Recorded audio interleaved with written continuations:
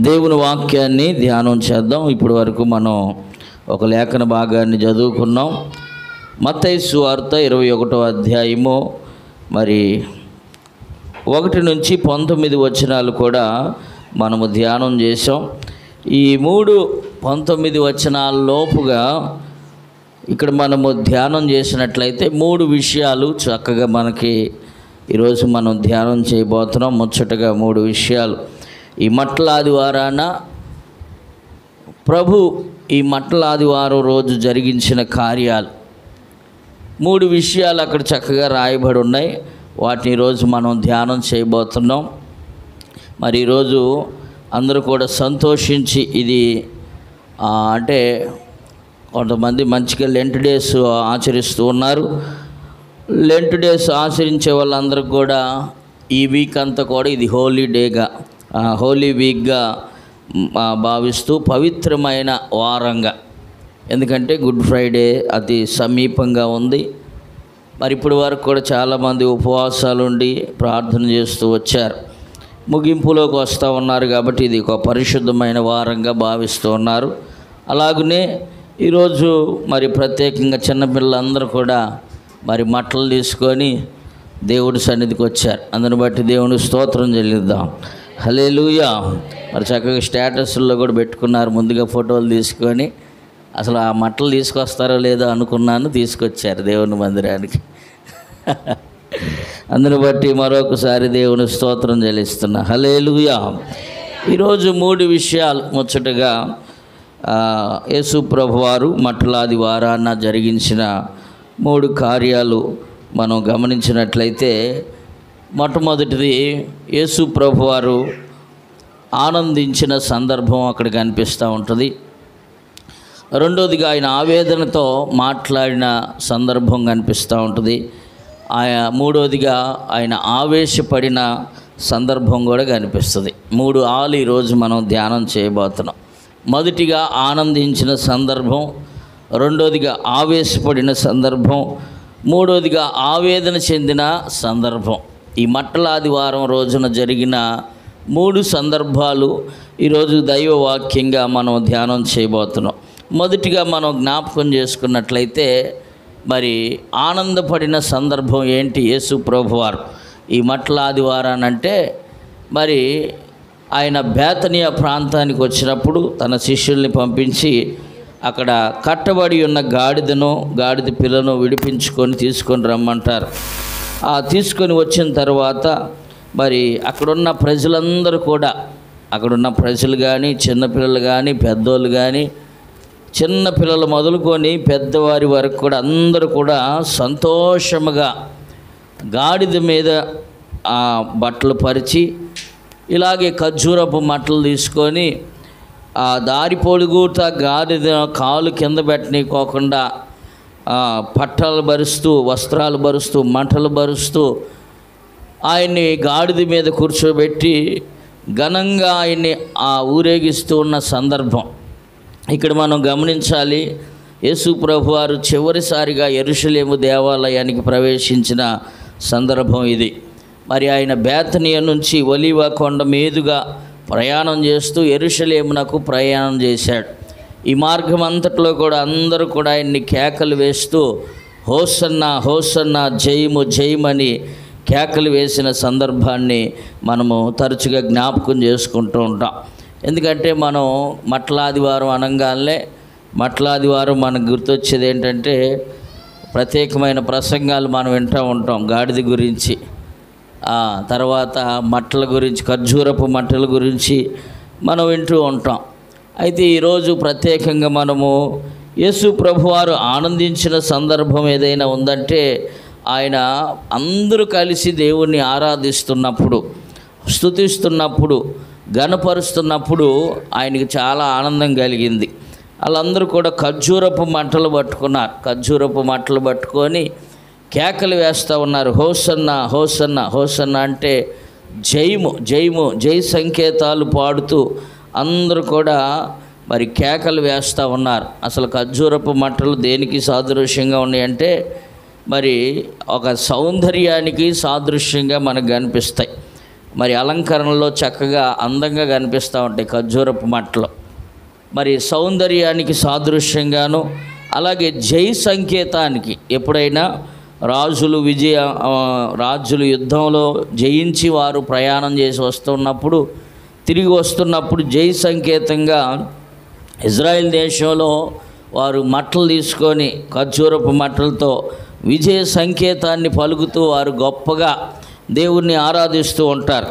అలాగా ఇవి చాలా ఖర్జూరపు మట్టల గురించి మనం జ్ఞాపకం చేసుకున్నట్లయితే అది ఒక జయ సంకేతానికి గుర్తుగా ఉంటుంది.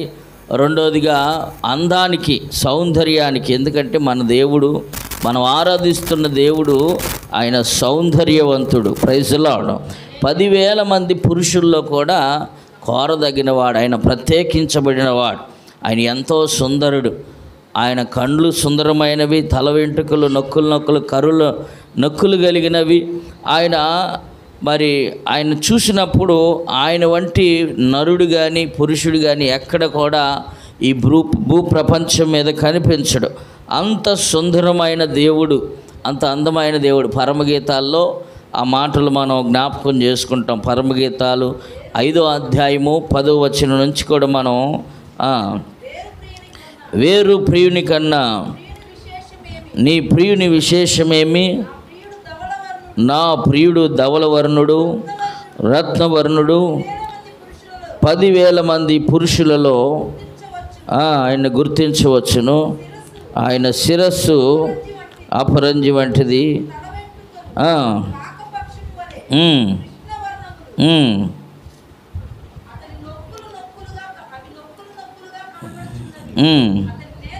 అతని నేత్రములు నదీ తీరములందుండు గువ్వల వలె కనపడుచున్నవి, పాలతో కడగబడినట్టున్నవి, అవి చక్కగా చాలు.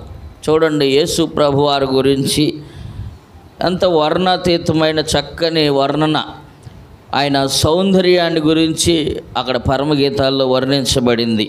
కాబట్టి ఖర్జూర మంటల యొక్క ఉద్దేశం ఏంటంటే సౌందర్యానికి సాదృశ్యంగా మనకు కనిపిస్తాయి. అలాగే ఖర్జూరపు మట్టల యొక్క ఎదుగుదల ఎలా ఉంటుందంటే అది తిన్నగా ఆకాశం వైపు తిరిగి ఆకాశం వైపే ఎదుగుతూ ఉంటాయి. అన్ని చెట్లు వంకర టింకరగా ఎదిగినా ఖర్జూరపు చెట్లు, ద్రాక్ష లేకపోతే తాడి చెట్లు కానీ, కొబ్బరి చెట్లు కానీ, ఇవన్నీ ఒక కోవకు చెందినవి. పామ్ ఆయిల్ చెట్లు కానీ, ఇవన్నీ కూడా ఫామ్ ట్రీస్ అంటారనమాట. ఇవన్నీ కూడా ఎలా ఎదుగుతాయి అంటే తిన్నగా ఆకాశం వైపు ఎదుగుతూ ఉంటాయి.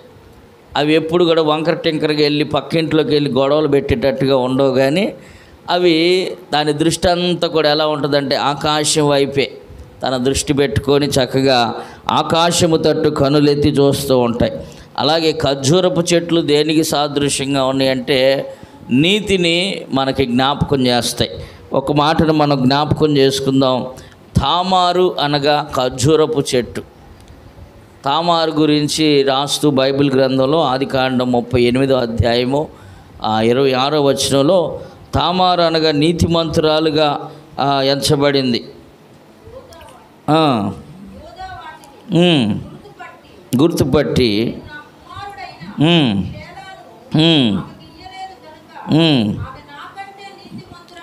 ఆమె నాకంటే నీతిమంతురాలని చెప్పి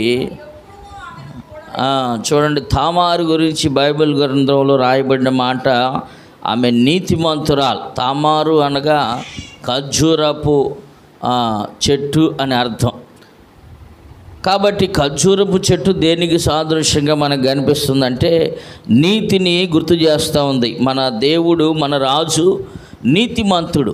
ఆయన ఏ నింద లేనివాడు, ఏ యొక్క పాపము శాపము లేనివాడు, నీతిమంతుడు, నీతికి రాజు మన యేసయ్య. మనం ఆరాధిస్తున్న దేవుడు నీతిమంతుడు. ఆయన వంటి నీతిమంతుడు ఈ ప్రపంచంలో ఎక్కడ కూడా లేడు. అందును గుర్తు చేస్తూ ఖర్జూరపు మెట్లో వారు తీసుకొని దేవుని ఆరాధన చేసినట్లుగా మనం చూస్తాం. అలాగే ఖర్జూరపు మంటల యొక్క ఉద్దేశం ఏంటంటే అవి దేవుని చేత ఆశీర్వదించబడినవి. 92వ కీర్తన 12వ వచనంలో మనం చూస్తే, నీతిమంతులు ఖర్జూరపు వృక్షము వలె వారు మొవ్వలు వేస్తారంట.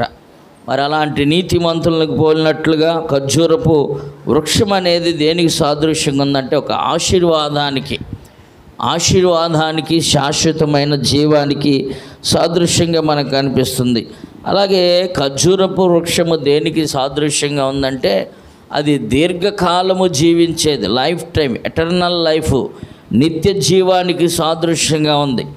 యేసు ప్రభు వారిని ఈ మట్టలాదివారం మరి చిన్నలు మొదలుకొని పెద్దల వరకు కూడా మట్టలతో లేకపోతే కొబ్బరి లేకపోతే ఈ యొక్క ఖర్జూరపు మట్టలు తీసుకొని, ఈ మాట ఎక్కడ రాయబడి ఉంది? మత్తయి సువార్తలో అయితే చెట్ల కొమ్మలు అని రాయబడి ఉంది. కానీ యోహాను సువార్త 12వ అధ్యాయంలో 13వ వచనం అనుకుంటా మనం గమనించినట్లయితే అక్కడ స్పష్టంగా రాయబడి ఉంది, ఖర్జూరపు మట్టలు పట్టుకొని ఆయన్ని ఎదుర్కొని పోయి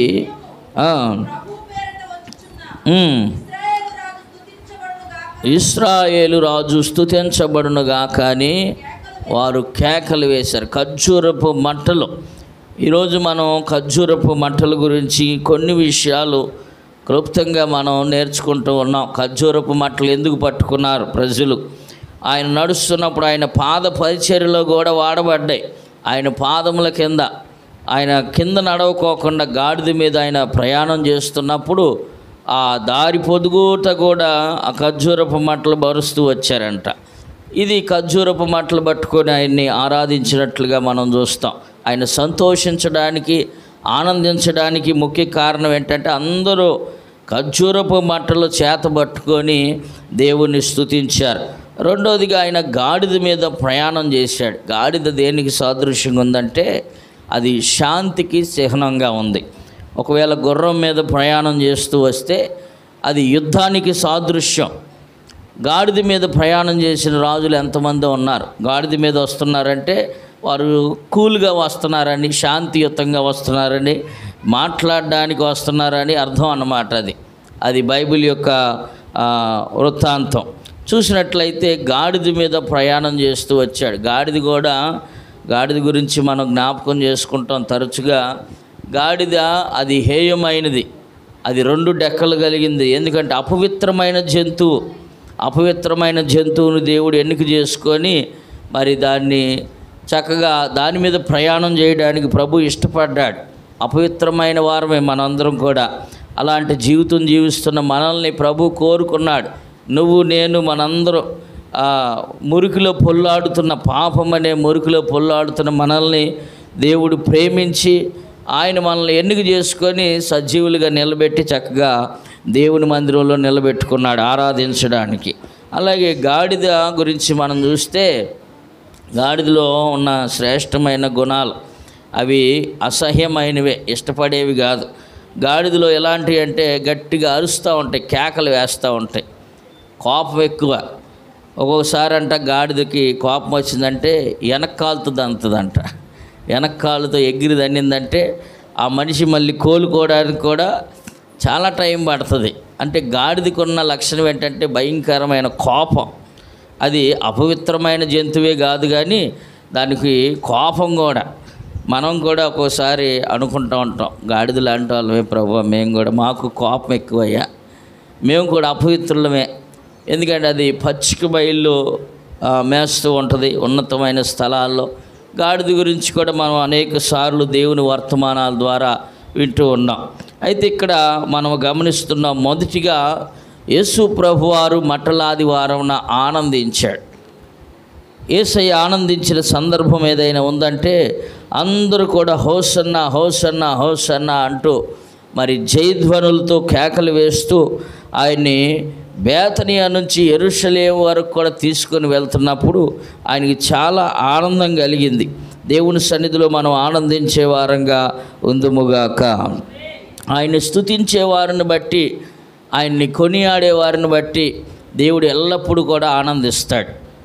మరి ఆయన కోపం తెప్పించే వారంగా మనం ఉండకూడదు, ఆయన్ని ఎప్పుడు ఆనందపరిచే వారంగా ఉండాలి.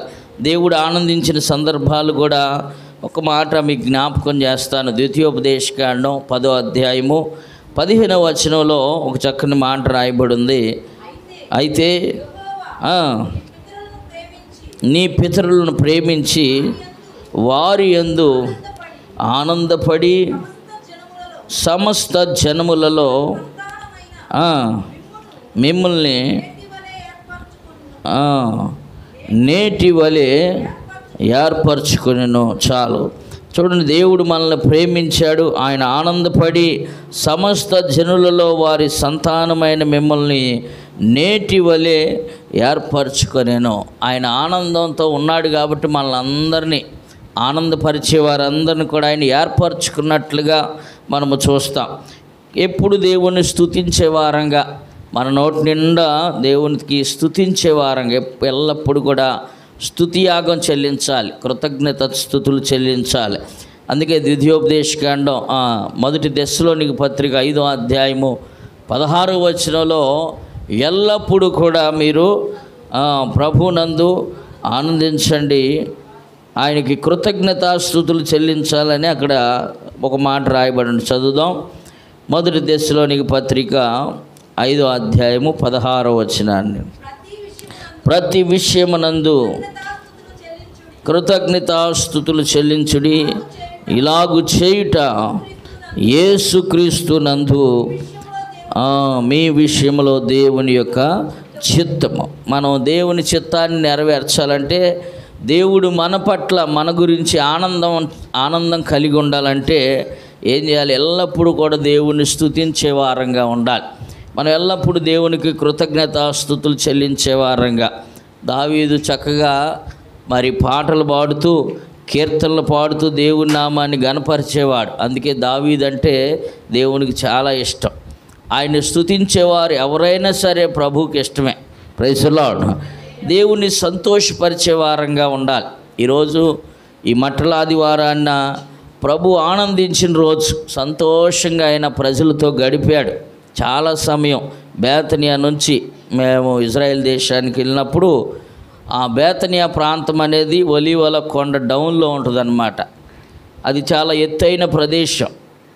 మరి ఆ ప్రదేశం మీదకి వెళ్ళి డౌన్ మరలా ఆ కొండ ఎక్కి మరలా దిగాలి, ఒలీవల కొండ ఎక్కి, అప్పుడు యెరూషలేములోనికి అడుగు పెడతాం. ఆ ప్రాంతం అంతా చాలా సమయం బట్టి ఉంటుంది. ప్రతి సంవత్సరం కూడా ఈ రీతిగానే గాడిద మీద ఊరేగింపు జరుగుతుంది. యేసు ప్రభువారు ఎక్కడి నుంచి ప్రయాణం చేశాడో, ఎక్కడి వరకు వెళ్ళాడో అంతవరకు కూడా ప్రతి సంవత్సరం కూడా ఆ గాడిద మీద ఊరేగింపు అనేది జరుగుతూనే ఉంటుంది. ఇలాగా ఎందుకంటే ప్రభు ఆనందించిన సమయం అది. ఆయన్ని స్తుతించే వారిని బట్టి, ఆయన్ని కొనియాడే వారిని బట్టి, ఆయన్ని జయధ్వనులు పలికే వారిని బట్టి ప్రభు ఎల్లప్పుడూ కూడా ఆనందిస్తాడు. ఇది మొదటి మాట.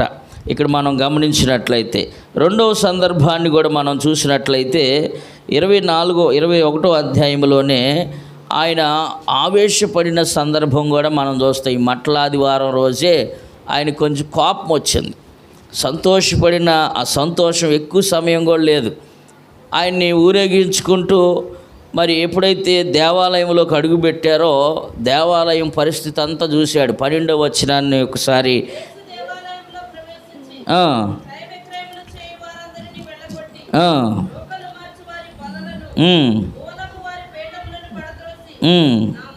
నా మందిరము ప్రార్థనా మందిరము అని వ్రాయబడి ఉన్నది, అయితే మీరు దాన్ని దొంగల గృహగా చేసిరని.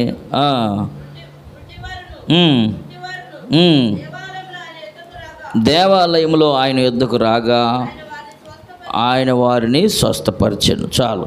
ఇది రెండవ మాట. ఆ మట్టల ఆదివారమే జరిగిన రెండవ కార్యక్రమం ఏంటంటే, ఆయన ఎంత ఆనందించాడో పగలంతా. ఆయన యెరూషలేము దేవాలయంలోకి అడుగుపెట్టే పాటికి ఆయన కోపం తెప్పించారు. ఎందుకు కోపం అంటే, స్తుతించే వారందరేమో దేవాలయం బయట ఉన్నారు, ఆ వ్యాపారస్తులందరేమో దేవాలయం లోపల ఉన్నారు. అందుకు ఆయన కోపం వచ్చిందన్నమాట. స్తుతించేవారు ఎక్కడ ఉండాలి? దేవుని మందిరంలో ఉండాలి. వ్యాపారస్తులు బయట ఉండాలి. ఈ దేవాలయం అసలు ఖాళీ లేదంట. యేసు ప్రభు వారిని మట్టల ఆదివారం జయధ్వనులతో ఆరాధిస్తూ, ఆయన్ని కేకలు వేస్తూ హోసన్నా హోసన్నా హోసన్నా అని చెప్పి ఆయన్ని దేవాలయం వరకు తీసుకెళ్ళారు, యెరూషలేము దేవాలయం వరకు కూడా. ఆయన వెళ్ళేసరికి అక్కడ ఏమైపోయిందంటే పరిస్థితి అంతా కూడా తారుమారుగా ఉంది. అక్కడ భయంకరమైన వ్యాపారం జరుగుతూ ఉంది. దేవునికి స్థలం లేదు. మనిషి కుమారుడు తలవాల్చుకున్నటకు చోటు లేదంట. అక్కడ దేవాలయంలో అడుగు పెట్టడానికి స్థలం లేదు.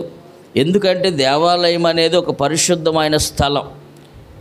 నేటి దినాల్లో కూడా మనం గమనించినట్లయితే దేవాలయాలు, మందిరాలు ఎలాగైపోతున్నాయి అంటే దేవుణ్ణి ఆరాధించడం కన్నా వ్యాపార స్థలాలుగా మార్చబడుతున్నాయి. అందుకని ఆయన కోపం వచ్చింది.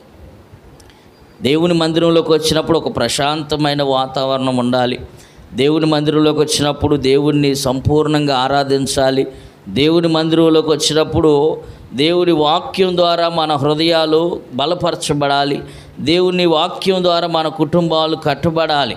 అలాగే ప్రార్థన చేసినప్పుడు దేవుడు కార్యాలు జరిగిస్తూ ఉంటాడు. మరి వ్యాపార స్థలాలుగా మార్చినప్పుడు దేవునికి కూడా చాలా కోపం వచ్చేసింది. ఆయన ఆవేశపడినట్లుగా వాక్యంలో మనం చూస్తాం అక్కడ. ఎందుకంటే ఆయనకి చాలా కోపం వచ్చింది. దేవునికి కూడా కోపం ఉంటుందా అని మనం అనుకోవచ్చు. దేవునికి కోపం వచ్చిందంటే ఆయన ఉగ్రతని భూమి మీదకి పంపిస్తాడు. చూడండి, ప్రకటన గ్రంథం 16వ అధ్యాయంలో మనం గమనించినట్లయితే అక్కడ ఒక చక్కని మాట రాయబడి ఉంటుంది. దేవుని కోపముతో నిండుకొనినట్లుగా మనం అక్కడ ఒక మాటను చదవచ్చు.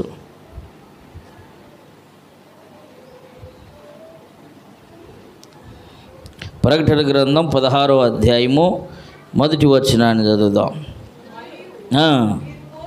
మీరు పోయి దేవుని కోపముతో నిండిన ఆ 7 పాత్రలను భూమి మీద కుమ్మరించుడని ఆలయములో నుండి గొప్ప స్వరము ఆ 7 దేవదూతలతో చెప్పగా వింటిని. దేవుని కోపం వచ్చిందంటే ఏం జరిగిద్దంటే ఈ ప్రకటన గ్రంథం అంతా మనం చదివితే ఈ భూమి మీద 7 ఆయన కోపముతో నిండినటువంటి పాత్రలు కుమ్మరించబడతాయి.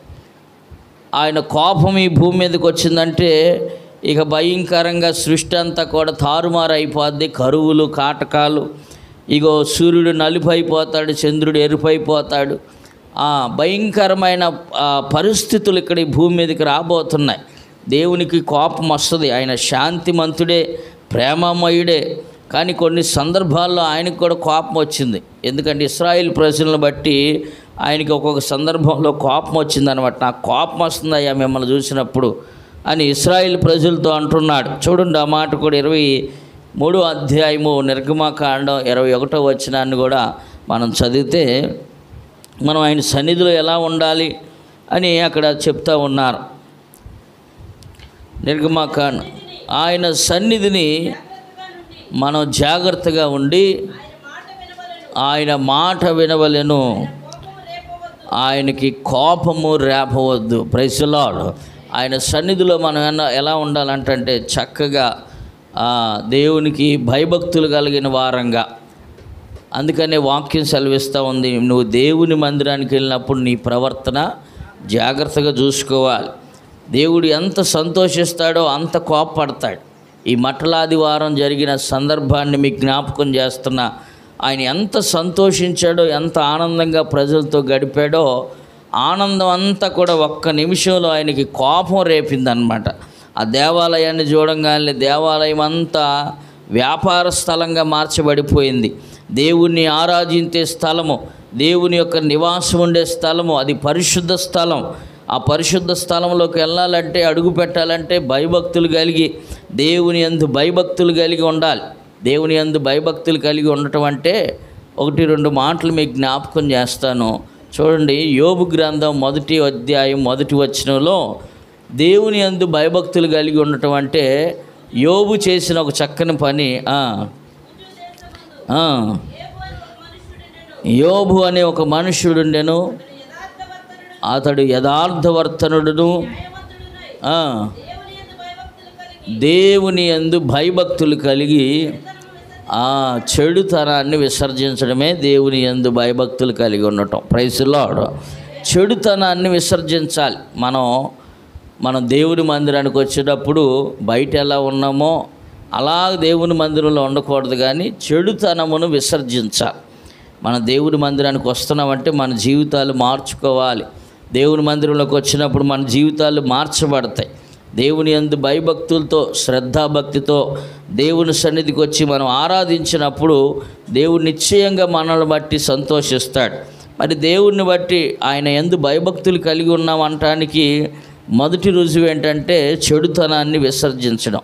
అలాగే మరి అపోస్తుల కార్యం 10వ అధ్యాయంలో మరొక ఆయన కూడా భయభక్తులు కలిగి ఉన్నాడు. 2వ వచనాన్ని చదువుదాం. 10వ అధ్యాయము. దేవుని యందు భయభక్తులు గలవాడై బహుధర్మము చేయుచు ఎల్లప్పుడూ కూడా ప్రార్థన చేసేవాడిగా ఉన్నాడు. Praise lord. భయభక్తులు కలిగి ఉండటం అంటే ఒకటి చెడుతనాన్ని విసర్జించాలి, రెండవదిగా ఎల్లప్పుడూ కూడా ప్రార్థన చేయాలి. దేవుని మందిరంలో ఉండాల్సినవి అయ్యి చెడుతనాన్ని విసర్జించడం, ఎల్లప్పుడూ కూడా ప్రార్థన చేయటం. కానీ ఇక్కడ దేవాలయంలో ఉన్నటువంటి సందర్భాన్ని ఇక్కడ మనం 12వ వచనాల్లో చదివితే, ఆ దేవాలయంలో ప్రవేశించినప్పుడు క్రయ విక్రయములు చేయువారందరినీ ఆయన వెళ్ళగొట్టి, రోకలు మార్చువారిని, బల్లలను గువ్వలమ్మే వారి పీఠములను పడద్రోసి, నా మందిరము ప్రార్థనా మందిరం అనబడును అని వ్రాయబడి ఉన్నది. అయితే మీరు దీన్ని దొంగల గృహగా చేసేశారు. దేవునికి కోపం తెప్పించే కార్యం ఏంటంటే దేవుని మందిరాన్ని అపవిత్రం చేయటం, దేవుని మందిరాన్ని పాడు చేయడం, దేవుని మందిరాన్ని వ్యాపార స్థలంగా మార్చడమే దేవునికి కోపం వచ్చేసింది. ఆయన ఆవేశపడినట్లుగా మొదటిది ఆయన ఆనందపడ్డాడు, రెండోదిగా మట్లాదివారం ఆయనకి ఆవేశం కూడా వచ్చింది, కోపం వచ్చింది, చాలా కోపపడ్డాడు. మూడవదిగా మూడవ మాట కూడా మీకు జ్ఞాపకం చేస్తాను. చూడండి, ఆ 15-16 వచనాలు మనం గమనించినట్లయితే, కాగా శాస్త్రులను దావీదు కుమారునికి జయము అని దేవాలయంలో కేకలు వేయించిన చిన్న పిల్లలను చూచి కోపముతో మండిపడి, వీరు చెప్పుచున్న ఆయన అడిగిరి. అందుకు యేసు, వినుచున్నాను, బాలుర యొక్కయు చంటి పిల్లల యొక్కయు నోట స్తోత్రము సిద్ధింపజేసితివి అను మాట మీరెన్నడూ చదవలేదా అని వారితో చెప్పి, వారిని విడిచి పట్టణమునకు బయలుదేరి బేతనియకు వెళ్ళి అక్కడ బస చేశాను. చూడండి, మూడవదిగా ఆయన ఆవేదన చెందిన సందర్భాన్ని కూడా మనం ఇక్కడ గమనించవచ్చు. దేవాలయంలో పిల్లలందరూ కూడా, చంటి పిల్లలందరూ కూడా ఇలాంటి మరి చక్కని ఖర్జూరపు మట్టలు తీసుకొని ఏం చేస్తున్నారంటే, హోసన్న జయము జయము అని కేకలు వేస్తున్నారు. అందరూ కూడా జయధ్వనులు పలుకుతున్నారు గట్టిగా.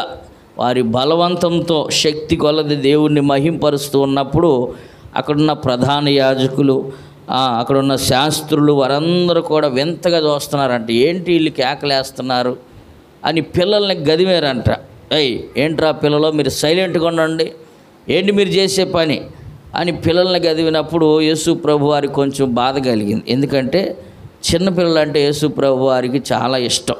దేవుని వాక్యం కూడా సెలవిస్తుంది, ఆయన జ్ఞాపకం చేస్తూ ఉన్నాడు వారికి, బాలురు యొక్కయు చంటి పిల్లల యొక్కయు నోట స్తోత్రము సిద్ధింపజేసితి అన్న మాట మీరు చదవలేదా? చిన్నపిల్లలే కదా దేవుణ్ణి గణపరిచేది.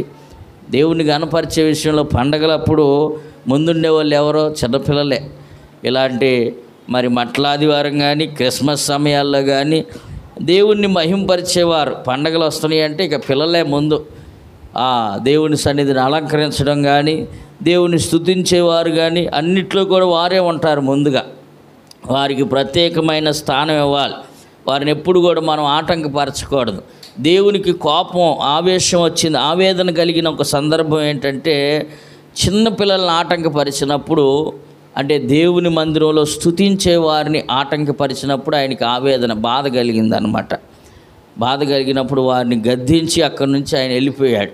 చూడండి, మనము కూడా కొన్ని సందర్భాల్లో మన వల్ల ఎవరైనా దేవుని మందిరానికి రావటానికి ఆటంకంగా మనం ఉంటున్నామేమో. ఈ మట్లాదివారాన 3 విషయాలు మనం జ్ఞాపకం చేసుకున్నాం. మనం ఎవరిని కూడా ఆటంకపరిచేవారుగా ఉండకూడదు. మనం అనేకుల్ని దేవుని మందిరానికి తీసుకొచ్చేవారుగానే, సాధ్యమైతే ఒకరిద్దరిని మనం నూతన ఆత్మల దేవుని మందిరానికి తీసుకొచ్చేవారుగానే ఉండాలి, కానీ మన వల్ల ఒకళ్ళు ఆటంకపడి దేవుని మందిరాన్ని మానేసేవారుగా ఉండకూడదు. Praise the lord. ఈ మట్ల ఆదివారం యొక్క సందేశం ఏంటంటే, మన వల్ల మహాత్మా గాంధీ గారు ఒక మాట చెప్పారంట, ఐ లవ్ క్రైస్ట్ అన్నాడంట. దేవుని నేను యేసు ప్రభు వారిని ఇష్టపడతా, చాలా ఇష్టపడతా, ఆయన యొక్క బోధలు అన్నీ కూడా నేను అనుసరిస్తూ ఉంటాను, కానీ ఐ హేట్ క్రిస్టియన్స్ అన్నాడంట. Praise the lord. ఎందుకంటే నాకు క్రిస్టియన్లు అంటే ఇష్టం ఉండదు. వాళ్ళ యొక్క ప్రవర్తన కానీ, వాళ్ళ యొక్క మాట తీరు కానీ, వాళ్ళ యొక్క విధానాలు కానీ నాకు నచ్చవు. నాకు క్రీస్తు అంటే బాగా ఇష్టం, యేసు ప్రభు వారంటే చాలా ఇష్టపడతా, కానీ క్రైస్తవులంటే నాకు చాలా కోపం. వారు చేసే ప్రవర్తన ఒక్కొక్కసారి నాకు కోపం తెప్పిస్తూ ఉంటుంది అని ఒక సందేశంలో మాట్లాడుతున్నాడంట. అంటే దేవుని మందిరానికి మనం వస్తున్న క్రైస్తవులుగా దేవుని ఆరాధిస్తున్నప్పుడు ముందు మన ప్రవర్తన చాలా జాగ్రత్తగా చూసుకోవాలి. Praise the lord. కాబట్టి ఈ మట్టల ఆదివారాన దేవుడు ఒక చిన్న సందేశం ద్వారా దేవుణ్ణి ఆనందింపజేసే వారంగా మనం ఉండాలి, కానీ ఆయనకి ఆవేశం తెప్పించేవారుగా ఉండకూడదు, ఆయనకి ఆవేదన తెప్పించేవారుగా కూడా మనం ఉండకూడదు.